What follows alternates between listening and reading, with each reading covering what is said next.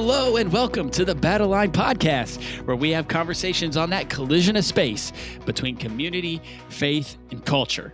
I'm one of your hosts, Matt Satterley, and here with me today in the building, behind the golden microphone, the National Director of Publications, my co-host on this podcast.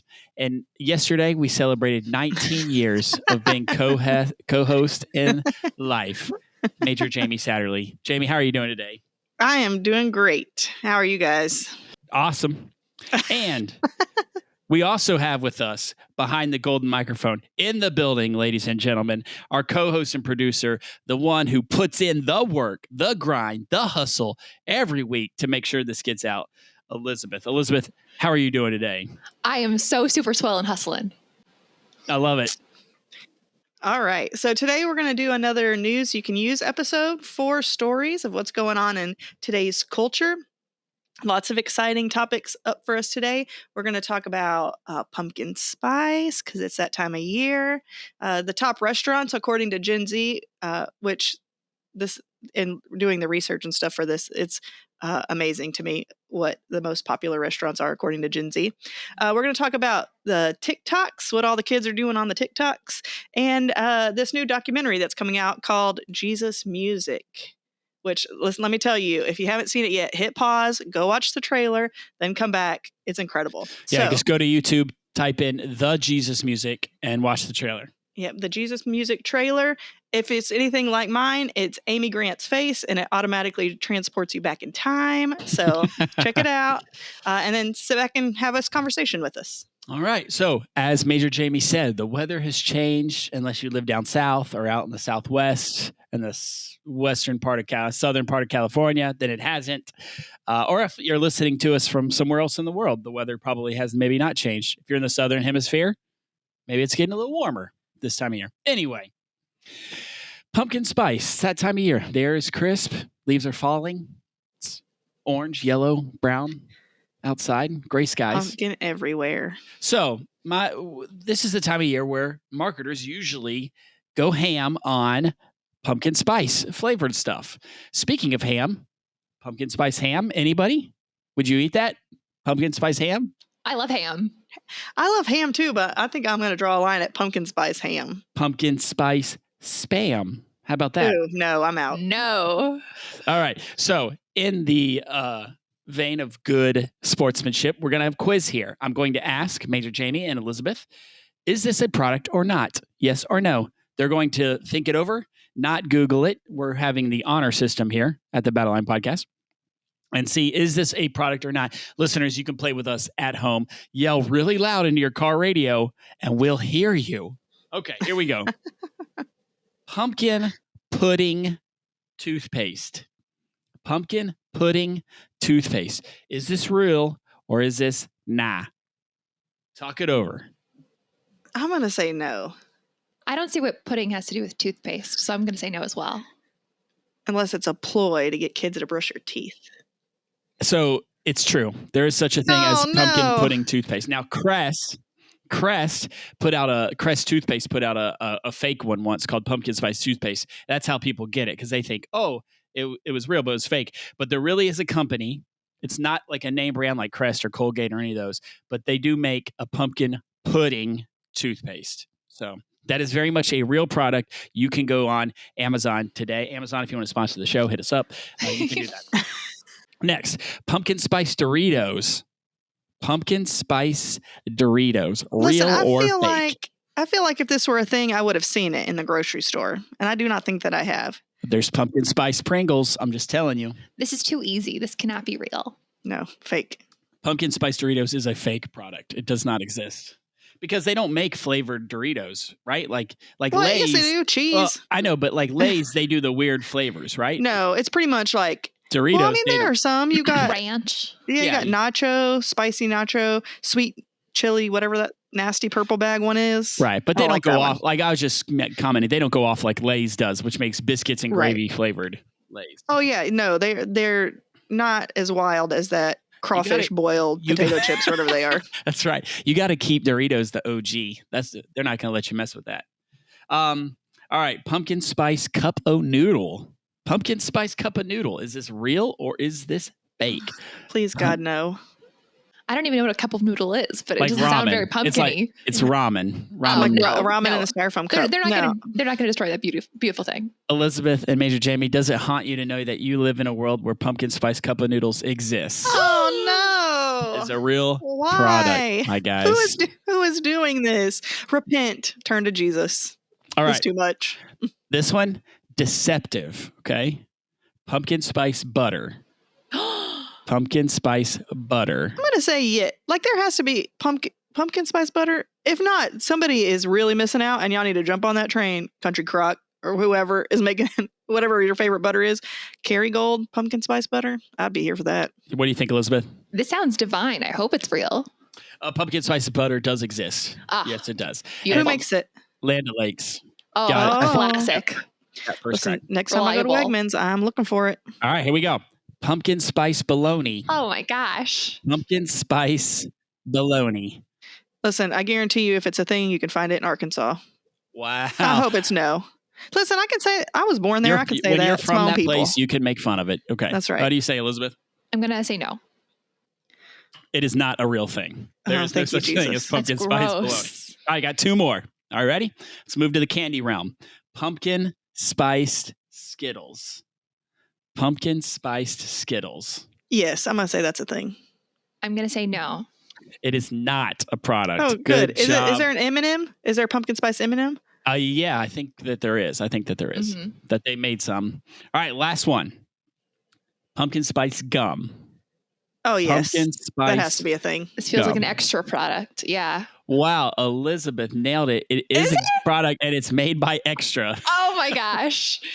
Holy moly. All right, good job, I guys. think we should do a bonus episode where we bring in all the pumpkin things and taste them. Oh my gosh. Absolutely. Live We're gonna- stream that. We're going to need some sponsors for the show to help us out with that. So. Amazon, hook us up. Land O'Lakes. That's right. Land Call O'Lakes. us. Land O'Lakes, give us a call. Pumpkin pudding toothpaste, move along. That's right. No, we're cool. All right, let's do a little bracket here. A final four of pumpkin products that are out right now. So we're going to take these two, and then the winner of that's going to take the winner of the other two. Okay? So here we go. First round. Listeners out there, yell out the answer. We'll hear you. Okay? What's better? The OG, the first rounder, the first seed that comes to the pumpkin bracket goes to PSLs, as it's known in Karen talk. Okay? Stop that, sir. Pumpkin spice lattes. So that's number one. They're taking on a sleeper seed. Okay? One that came late to the party, but is here. Pumpkin ravioli. Pumpkin See, this is tough because stuffed one is ravioli. sweet and the other one tends to be savory. You have pumpkin ravioli and like a brown butter sauce. I could be here for that. But I think you have to be like, that's like a specialty thing. It usually has like crispy sage on it, which, listen, I will eat that. But I think pumpkin spice lattes are more accessible. All right, You know so what's how even we're- better than a pumpkin spice latte is pumpkin spice cold brew.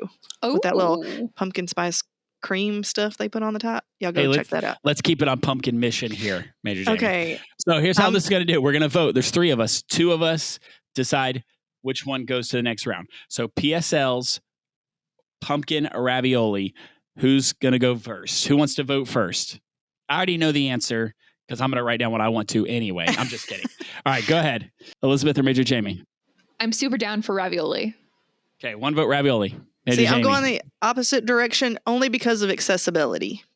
Oh, It's good. just so much easier to get a pumpkin spice latte. I vote pumpkin spice latte as well. So PSL's is the Duke of basketball of the Matt. pumpkin bracket. They could keep going out. Matt, Yes, ma'am. tell the truth. Have you ever drank a pumpkin spice latte? I sure have. And you know what? I've had more. You said accessibility. I've had more PSLs. You had That's how- one, I think. That's what we call it in the biz.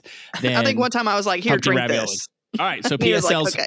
PSLs moves on to the championship round. Next one. Two solid contenders here. Solid contenders. All right. Pumpkin pie comes around every year. The dessert staple at Thanksgiving versus pumpkin muffin / bread.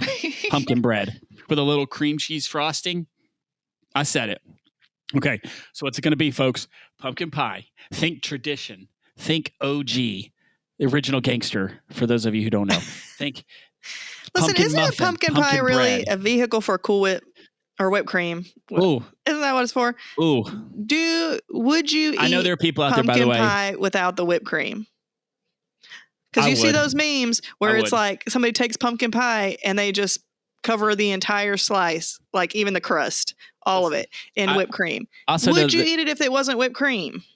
I would eat pumpkin pie without whipped cream. I wouldn't enjoy it as much, but I would do it.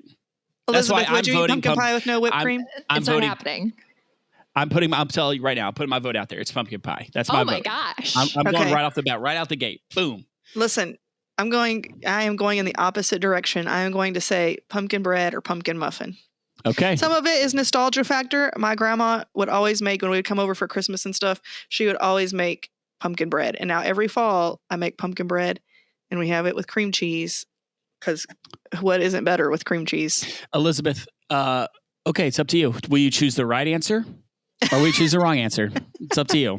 Go I'm ahead. choosing the best answer, pumpkin bread. Okay. Yes. Pumpkin muffin, pumpkin bread goes on. Wow. Down goes Bunch of Matt. people pick Starbucks products. Look at that. Wow. Listen, All right. Starbucks hopped on that train. Which, Elizabeth, have you had that pumpkin muffin with the cream cheese center from Starbucks? I have not. Oh, I don't even know if you can still find it anymore, because mine has said that it's sold out for forever. But it is the best pumpkin product. It's better than their pumpkin bread. It's better. I don't love their pumpkin scone. Starbucks, sponsor us. All But right. it is so good. A couple years ago, they took it away and went to a pumpkin muffin with like the oats and stuff on top, which is fine, but not as good. But they heard the cry of the people and they brought back with the cream cheese in the middle. Do you hear the people sing? Listen, we were singing for that cream cheese muffin Singing the at song. Starbucks. Pumpkin Don't muffins. play. All Keep right, here we it. go. National championship round. On this side, we have the pumpkin spice latte. On this side, we have the pumpkin muffin / bread. All right. Who is going to reign supreme in our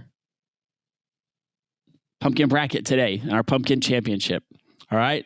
Pumpkin muffin, pumpkin spice latte. Drink, food. Here it goes. I'm going to go. You may go first. No, Elizabeth went first. I went first. Major Jamie, you get first pick. All right. This is easy for me. Carbs all day.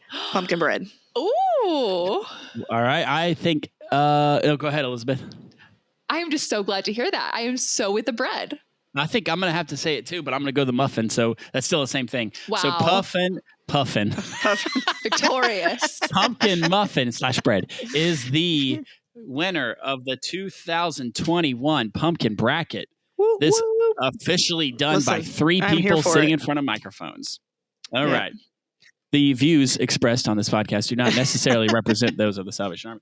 Hey, listen, before we move I on think from the Army would agree with us. Before we move Carbs. on from pumpkin things, can we talk a little bit about fall festivals and Halloween carnivals that happen through churches and the Salvation Army? Like, I just want to put this PSA out there, not a PSL. Matt, this is not your platform for your own Nope, soapbox. it is. Because right now, I'm the one with a microphone. Everybody else out there, they just got to listen. Listen, Salvation Army people and church. Halloween is okay. Okay, it's okay. So it's all right to go have a Halloween carnival. You don't have to call it something Christianese, right? Halloween carnival's fine. A Halloween carnival and wooden nickels is what got my dad into the Salvation Army and got him saved. Read about it in this issue of Peer Magazine. Major Jamie, it's October issue. Yeah, it's an October issue. See, Yep. I can do this if I plug the magazine, correct? That's right. If you look at the editorial in the October edition of Peer, you will read the story of wooden nickels and Halloween carnivals and how even small tokens can change the life of a child. Right. So my dad was won to the Lord, to the core through a Halloween carnival. So all I have to say, I always just try to say this time of year, guys, hey, Christians, don't be so scared of Halloween. You don't have to go to slasher films. You don't have to go to like haunted houses and stuff like that. But it's okay for you to say, hey, this is Halloween. You don't have to say it's a fall festival. It's a harvest festival. It's okay. And if you want to call it that, that's cool. Just don't make that decision out of fear. Okay? That's all I want to say. This is where you need the disclaimer. This is Matt's opinion, not necessarily Yeah. the Listen, if opinion you want of to the come for me, organization. if you want to say that Halloween is the devil and it's a sin to celebrate it, I'll be happy to have that conversation with you. Listen, if you want to have a rousing conversation with Matt, ask him how he feels about creatively named fall festivals. Listen. My very favorite. Listen, I love it because I'm like, look how creative people are. They make me laugh. We saw one that was called Holy Ghost Weenie Roast, which I think is the most amazing name ever for a fall festival.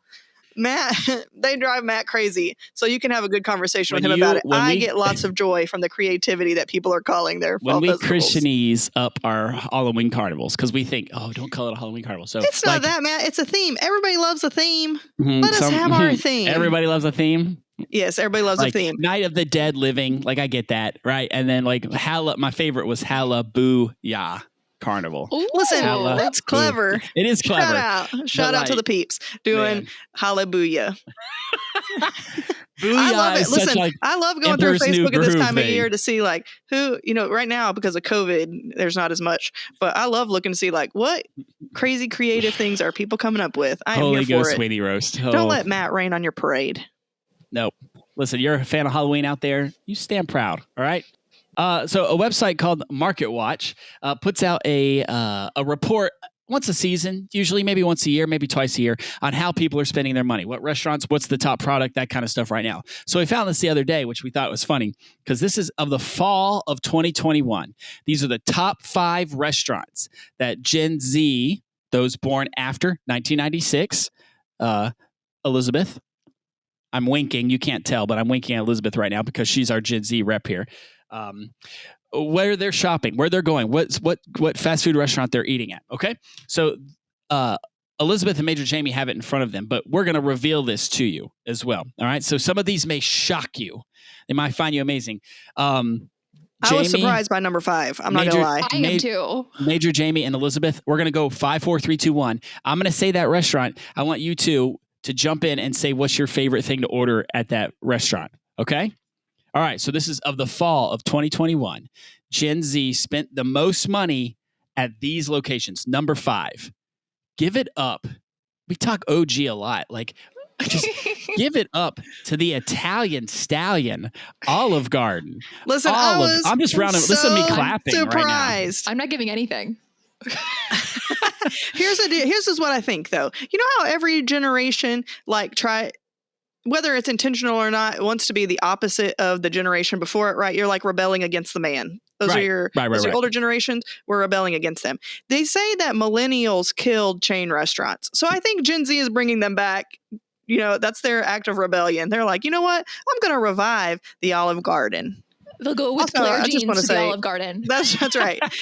That's right. You boycott Olive Garden and your skinny jeans over there. We're going to take our flare pants Elizabeth, over and get I feel that like soup you're salad breadsticks. personally attacking me right now. All right, favorite thing to order at Olive Garden, real quick. Don't even think about it. Just go. Oh, Fire listen, it off. I just said it. Soup salad breadsticks. I'm here for that. Those breadsticks, I don't know what they put in them, but they just be drawing you back. Okay, that's good. Elizabeth, This are is you the carb are episode, you refusing evidently. to answer Elizabeth out of protest? Is that what I heard you say? Honesty, I've maybe been there one time and I cannot recall what we ordered because it was just so not spectacular. So are we going to say, oh, that's a little bit of a shots fired. I love it. Wow. Matt, your face, listeners. I wish you could see Matt's face when Elizabeth said that. That was such a like Sorry. velvet slap at Olive Garden. I love it. Yeah, I think soup salad breadsticks good. Lasagna's good. Tour of Italy. You remember when that never ending pasta bowl when that used to be a thing? But hey, listen, times are tough now. We got supplies, so you can't get that never ending pasta bowl anymore. That's right. Number 4. There is an end. You've Number reached it. 4. The rest, that was the only sit down restaurant. Maybe 3, but that was the other ones are more counter service. Okay. Number 4.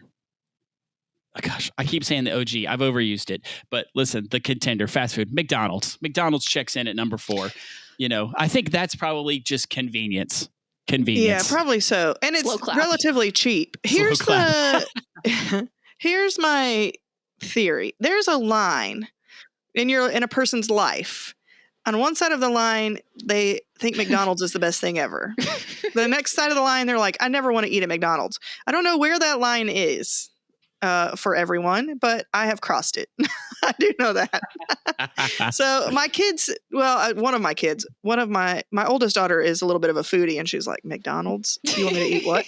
My youngest daughter is like all the other kids who's like, McDonald's. Yeah. So on occasion, especially when we're traveling, I have to make the sacrifice and do it. If I'm going to, it's the double cheeseburger meal. The 2 cheeseburger meal, not 2 cheeseburgers. one That's my double same, cheeseburger. Same 2 pick. cheeseburger meal. Double cheese, not double. 2 cheeseburgers. All right. I will say Elizabeth. this. McDonald's has the best Coca-Cola.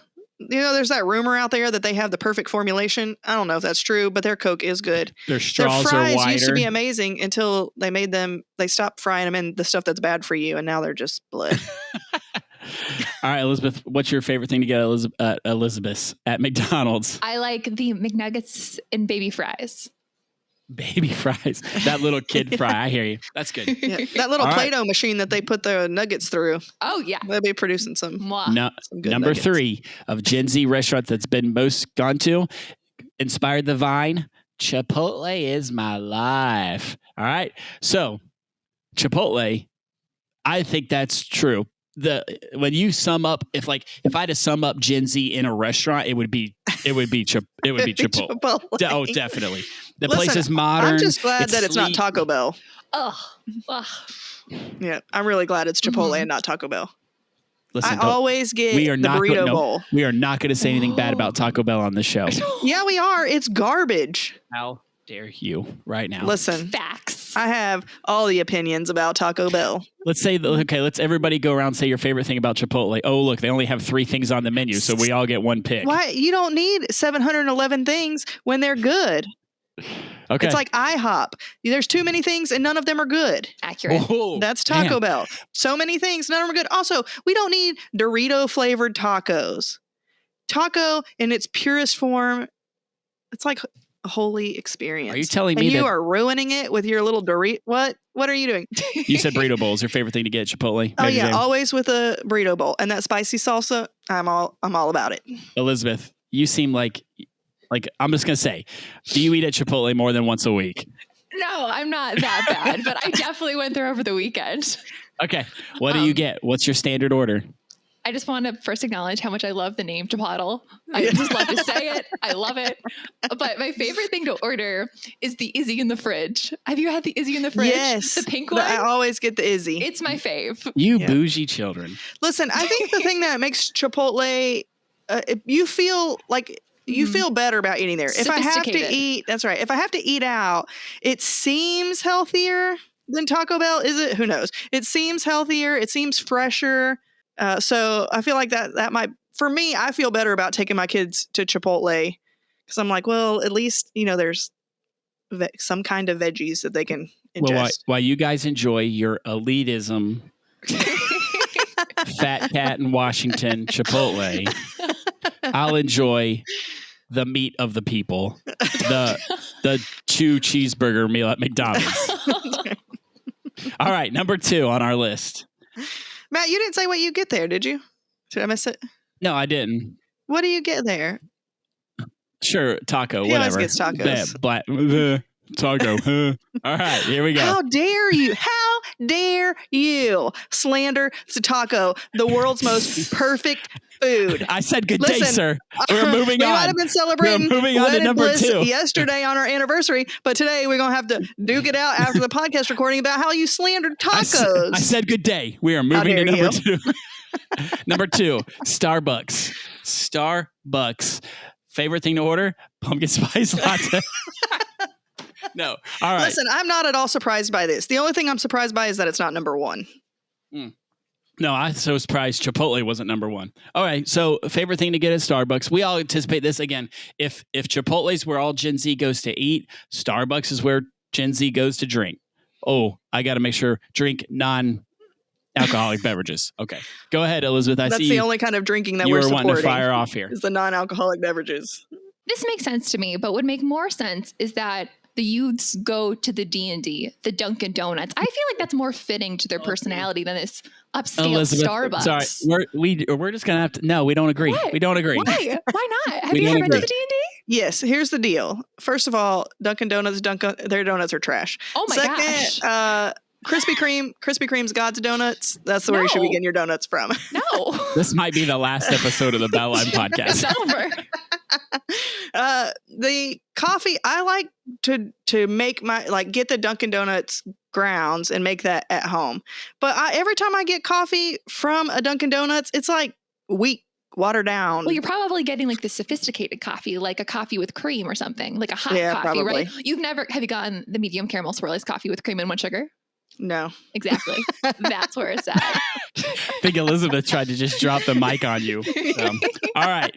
Number one. Wait. I didn't say got my distracted. Starbucks order. Sorry. Stop rushing us, Matt. Okay. These are important discussions that we are having here. So here's the deal. My Starbucks order, I get every time. Hold the on. drink Before you is the say it, same. is it more than 5 words? Are you about to say more than 5 words in this order? I do not make adjustments to it. So if it like the name of the thing is what it is called on the menu. Okay, here you go. That's fair. It's a vanilla sweet cream cold brew. That's 5 That's words. 5 words. But that's what they call it. That's not me making adjustments. I do make one adjustment, but that's what I just get a little more cream. That's a good answer. Because it's Listen. a big size and a venti. You need it to be creamy. I don't want to taste the coffee. I want to Listen, taste the sweet cream. Gen Z, if your Starbucks order is more than 5 words, you're the reason there's a holdup in the drive-through line. Okay? Nobody's using the drive-through. Well, they are using the drive-through line, You but know you why I order like ahead, McDonald's? Matt, You know with the why app. McDonald's? You drive by, you say McDonald's. Number 1. It never changes. Whether you're in Kentucky or you're in not Kentucky. All right? You just walk by. Number 1, Coke. Boom. Big Mac. Coke. Done. Out the door. Here, like, can I get a vanilla cold brew, no calf, 100% fat? I don't know what they say. Whipped cream, no Oat whip. milk. Oat milk with a little almond milk on the side, but don't let them mix. And then can you do a little latte foam art on the top, please? Can you do that? All right. Also, Now that pumpkin cream cheese muffin. That's now my that, plug. Now that Get we've lost Starbucks as a sponsor, number 1. It was really ordained by the Lord for this to be number 1. Chick-fil-A. Chick-fil-A is the number 1 Gen Z restaurant. Let's see, all of us here, Chick-fil-A, they win every category. Elizabeth, do you like Chick-fil-A? I do. I don't feel like it's a filling meal, but it's an upgrade from McDonald's. Maybe you're not feeling the Lord. Can I tell you a fun fact about Chick-fil-A? You'll really enjoy this. Go for it. So I don't grow up in the land of Chick-fil-A, but my brother in high school used to travel all the way to Boston with his friends to go there. And I thought it was a restaurant with like girls. I was like, oh my gosh. That's funny. But it's just chicken. Yeah. Yep. Polite people and chicken. We come from the land of Chick-fil-A, I having used to both work at lived in Chick-fil-A. Atlanta multiple times. Yeah, No Matt worked at way. In high school, I Chick-fil-A. used to work at Chick-fil-A. Before you had to say my pleasure. I never said my pleasure to anybody because you didn't have to do it So back that's then. how you know how old Matt is. More than 20 years ago, he was working at the Chick-fil-A. Listen, when I worked at Chick-fil-A, you were still getting the little side of coleslaw. Yeah. Yes. What's the word? I can't. That's, Coleslaw. again, coleslaw. Before Thank they you. decided they had to try to be healthy and give you that kale salad, Or it was coleslaw. you could change up your coleslaw for carrot raisin salad. Yep. Woo. Man, that was the day. So Also, this one, like Chipotle, again, I feel okay like eating there with my kids because instead of fries, they can get fruit. And then chicken's protein, especially my older daughter loves the grilled nuggets. She likes them better than the fried nuggets. So I'm like, okay, this is reasonably healthy. And I don't feel, quite like a bad mom because especially when we were in the Corps and at Christmas, I'm like, okay, it's reasonably healthy. I'm not the world's worst mom for feeding my kids fast food so often. let's tie this conversation into faith for a second. So let me do it like this. Can we just take a moment, ladies and gentlemen out there in Radio Land? Can we just be kind, agree to all be kind to restaurant workers and fast food workers for a moment, please? This is why nobody wants to do those jobs anymore. Because Well, every place also because they don't pay them correctly. Oh, that's fair Pay too. your people. But also, like, when you have to put up with people who are mad at you all day, every day, and who just, like, there are people, and I'm not just talking about fast food, there are people out there in the world who, you know of them, you can think of them right now. They may be in your family, they may be your friends, they may be that guy at work that are absolute terrors to wait staff. And you don't want to go to restaurants with that person because you don't want to have to be in the room in that awkward car crash of a situation when that person is yelling at a poor waiter or waitress who is just doing minimum wage work and working for tips. So if that's you, get your life together right now. Listen to Uncle Matt. Be kind to somebody. Matthew 12:36. I'm going to use a Bible verse here because I think it needs to be said. Jesus didn't say anything to waiters and waitresses, but he did say this. All right, this is Matthew chapter 12:36. But I tell you that men will have to give account on the day of judgment for every careless word that they have spoken. We have to give an account to the Lord. So when that one waiter that time didn't fill up your root beer as fast as you wanted and you went off on them and called them lots of terrible words, you're going to have to give an account to that to the Lord one day when just because you didn't get your root beer filled up as quick as you can. So why don't you chill the big one, bruh? All right. You're right. The world could use a little more kindness. These people are just trying to do a job. I don't think for the most part they're like, let's see who I can mess over today. It's a tough job. So let's be kind. Say thank you. Don't be a jerk. All right. Let's roll into number 3 of our 4 stories. Number 3, we're going to talk a little bit about the TikTok trend. Well, it's shut down now, but it was called Devious licks. So what a devious lick was, for those who don't know, could be called, I'm doing air quotes here, you can't see, hit a lick, right? So what was happening is basically it was a TikTok trend where somebody once just posted something as they stole something from school. They stole some masks. Some people stole some soap dispensers from the bathroom, some hand sanitizers, which is a terrible time of year. Yeah, in the pandemic to be stealing hand sanitizer. People, stop stealing the soap. And then when they did it, they would just post on TikTok and said, "Hey, hit a lick." That's what they would say as they stole this stuff. So for doing it. Schools, of course, this trend. Once one person does it, people forget what it's like to be youth, right? Once somebody does it, it spreads like wildfire. People all over the country, and it spread it into Canada. You know what I mean? Went to Canada and to Latin America, all these places of people doing these things. And it got so serious, that TikTok has now banned it. Like yes, if you as of September 15th, it's banned. Yeah, or tag it. So this was interesting because this came to us like I think Matt already kind of had an idea of what it is, but I first heard about it when it happened at my daughter's school, and she came home and said, listen, side note too, our kids don't have social media, which in their eyes makes us terrible, but who cares? They don't have any of the social medias. So she came home and said, Mom, there's something going around called this. Have you heard of it? Fortunately, Matt had, so we were able to talk through it together. But it was happening at our school. And then we started getting emails about it, which leads us a little bit into this next point is we got an email after that got shut down, of course, because it was so popular. It's kind of spun into this other thing where there were like monthly challenges. And at first I thought, well, maybe this is just like a local thing. We're hearing about it from our school. But then when I was talking to friends and other people seeing it on social media, their schools are dealing with all of these same things. So we'll go through the list. I have the list pulled up, Matt. You all right if we go through it? Yeah, let me just say this before, as you get ready. Like schools, because of the situation, schools have really cracked down on this. They've started shutting down bathrooms at a school. Like some schools only have one bathroom open, one boys' restroom, one girls' restroom, to ensure that this stuff's happening. And then also the schools are starting to threaten. Like I was been reading stories this morning about how people have been prosecuted.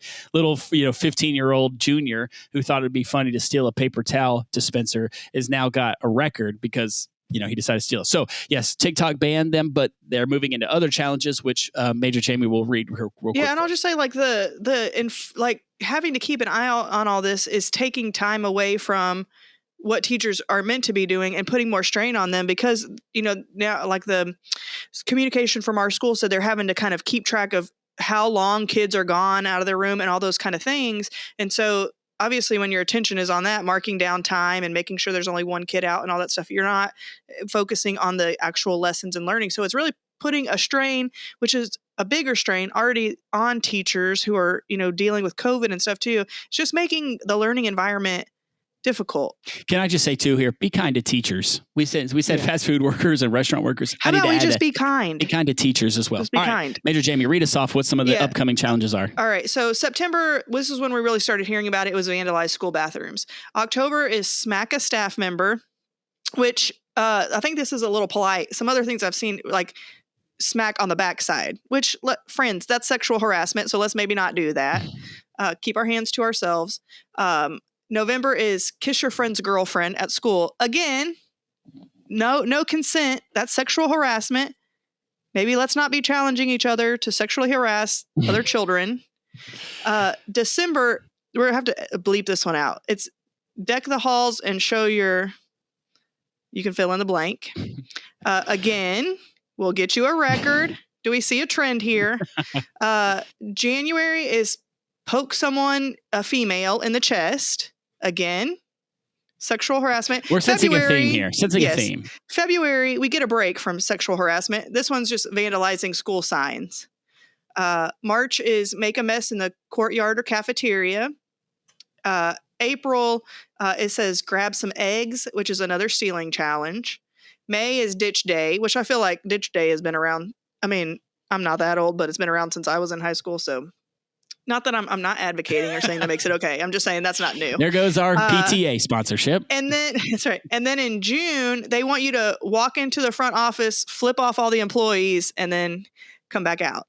So again, lots of activities here that can bring criminal charges, things that really can, like, kids' brains at this age are still jelly, okay? They're not firm. They don't have the capability of thinking things through to the nth degree. We need to be talking about the consequences of these things with our kids and saying, like, listen, you think it's just funny to smack a teacher on the butt, but this can, like, derail your life. If you get prosecuted for these things, this can derail your life goals. When you're 50, do you really want to look back on your life and be saying, like, these are the repercussions from a stupid thing that I did in junior high and high school? But again, they don't always think these things through on their own. It's our job as parents and youth leaders to be talking about these things with our kids and helping them to see why this is a bad idea. Can I ask this, Major Jamie? I 100% agree, but I'm just going to ask this just to provoke a little more thought.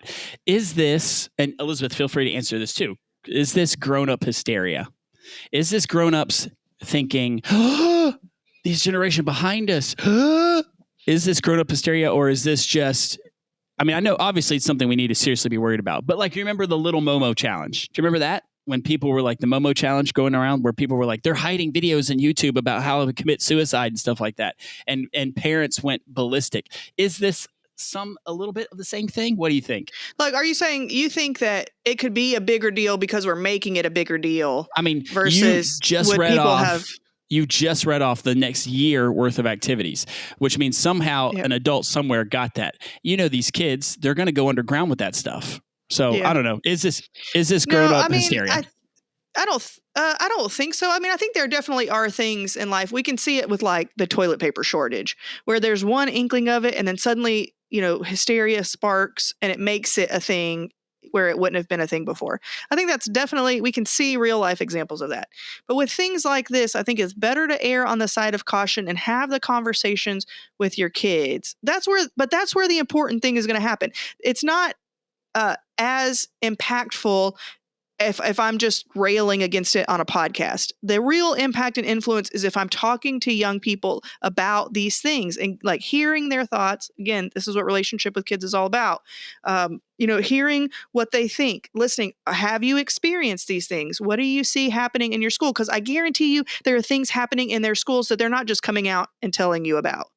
But once you start asking, you find out, like, oh, these are things that they're encountering every day.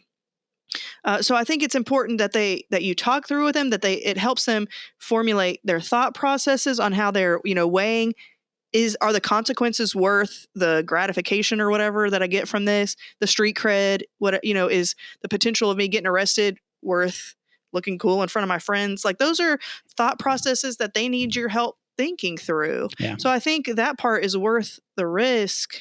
That's where your most impact is. Social media popularity is fickle. We know that, right? That's a lesson learned. Obviously, we don't need to say it's one of the top 10 commandments. Don't steal. That's pretty simple. Keep your hands to yourself. That's a basic life lesson. We need to walk in a manner that the glory of Christ can be seen in us, right? Walk where people can see Jesus in us and all the way that we live our life. And that goes to everything we've talked about. Halloween, being nice to teachers and wait staff, all these things. We need to walk in a manner, worthy of the glory of Christ that his. I also just want to say, like, this is a perfect opportunity. Again, clearly there's still a need for us to have these conversations.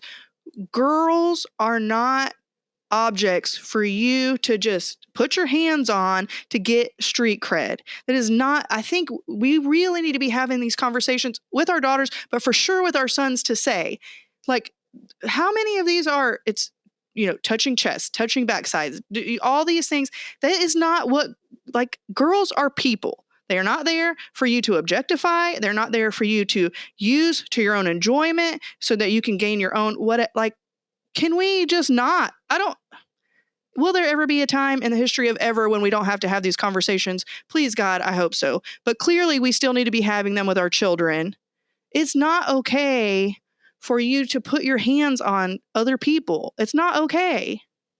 It's just not. I could talk about this all day. So yeah, it's good. These are good points. So Again, everybody, like the Devious licks itself, if you go to TikTok right now and you look up the hashtag, it's been removed because of the community guidelines. So TikTok's really crashing down on it. But this was something that was out there, and it is affecting pretty much every school in America. So if you have a kid or you know of a kid who goes to school, they'll know what this is in the conversation. All right, the last thing before we wrap up our episode. Let's move to this little documentary called The Jesus Music. Again, we talked about it earlier. If you want to stop the podcast real quick and YouTube the trailer, you can. It's a documentary in select theaters, so it's not in every theater in the United States. You have to find one that's closest to you. The closest theater that's showing it to us is 45 minutes away. But it's about the rise in popularity, the rise in influence of Christian music in our world today. So they start at the 70s. They start giving the history. Amy Grant, SCC, which we call in the biz, Stephen Curtis Chapman, MWS, which we call in the biz, Michael W. Smith. All right. And they just work their way through these people that have made Christian music into the $1 million industry that it is today. So, thoughts, Elizabeth, thoughts, Major Jamie, before we go through these decade of songs here. Now, I'll just say that watching the trailer is like a flashback. You got, like Matt said, Amy Grant is there. DC Talk is there. Kirk Franklin is there. So it kind of transports you right back to a time when Striper. For those of you who remember that band. So it was really great. It was fun to watch and see, like, oh, who can I recognize? From there were some people I was like, who is that?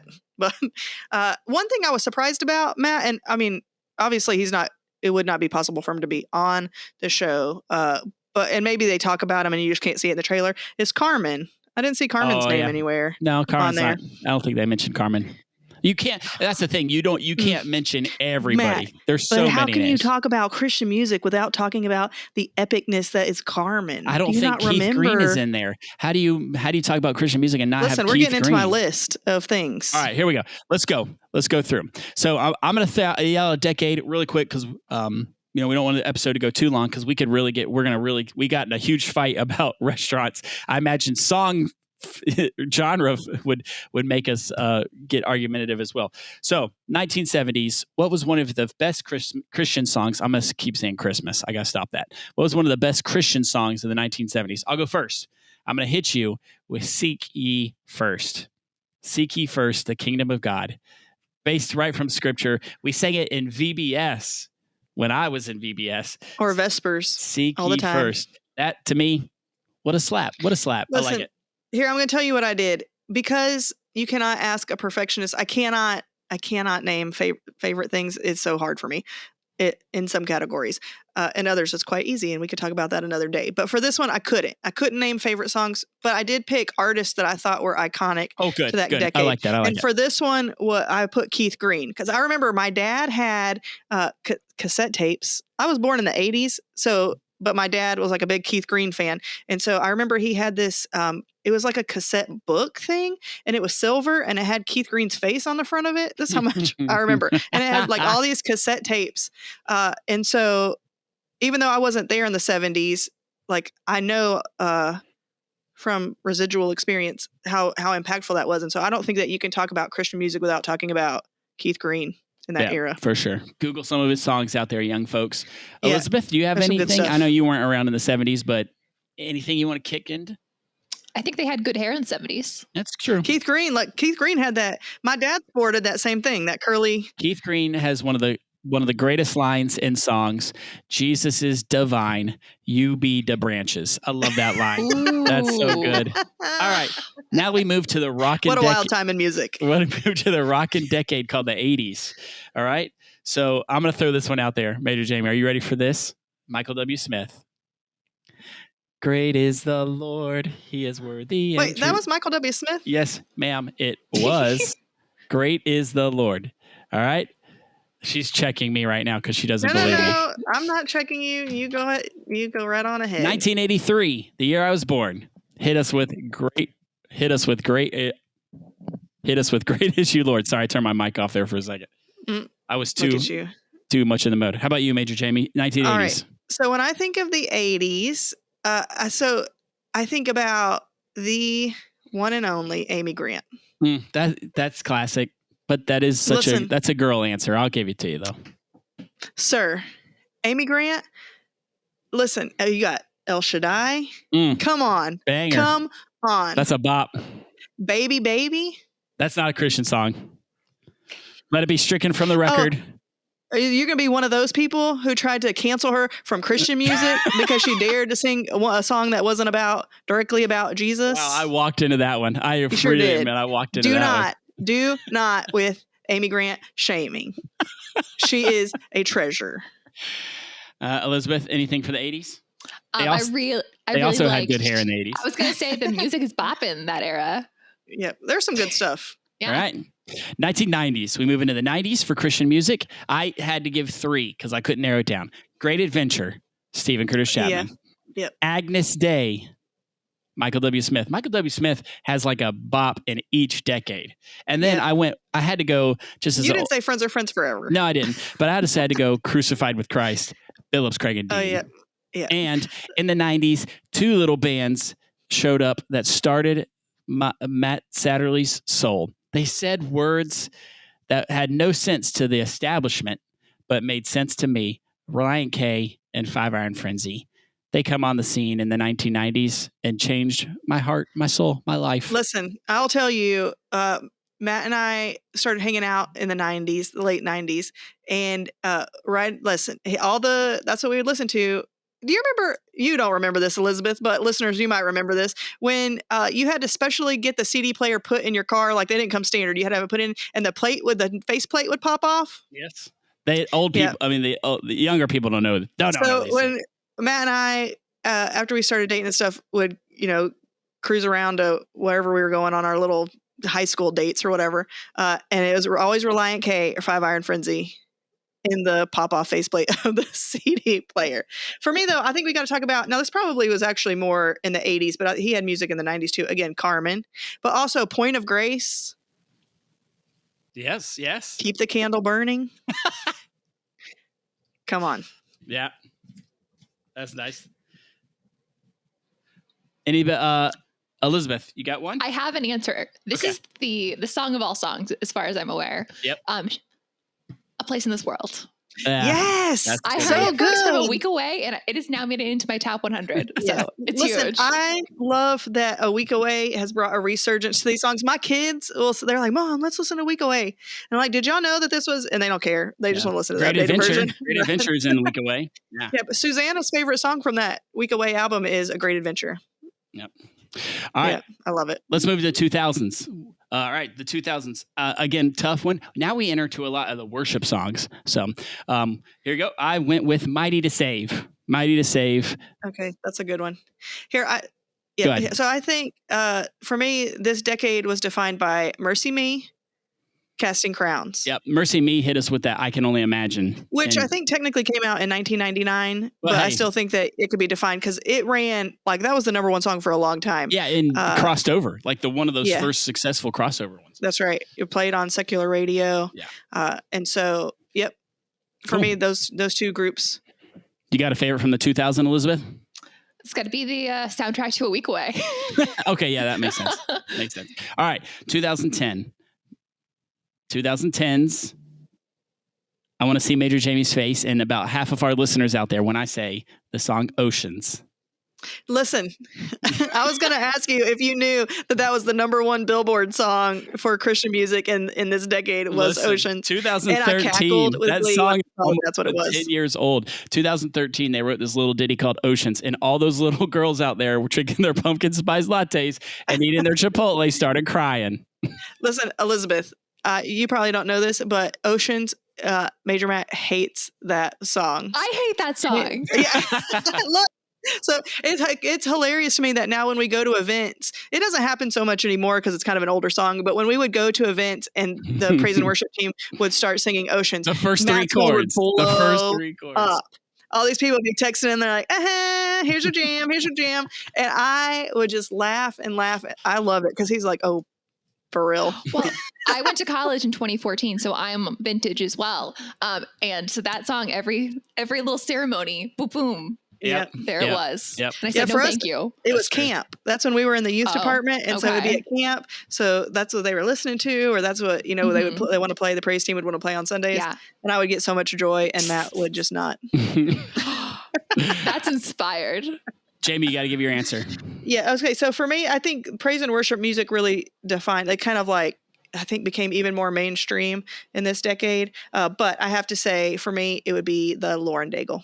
Oh, yeah. Good answer. That's good answer. Good answer. Yeah. All right. I'm going to give us an answer for 2020s. All right. It's only been 2 years. All right. And one of those years was a pandemic, and the other year was half pandemic. Here we go.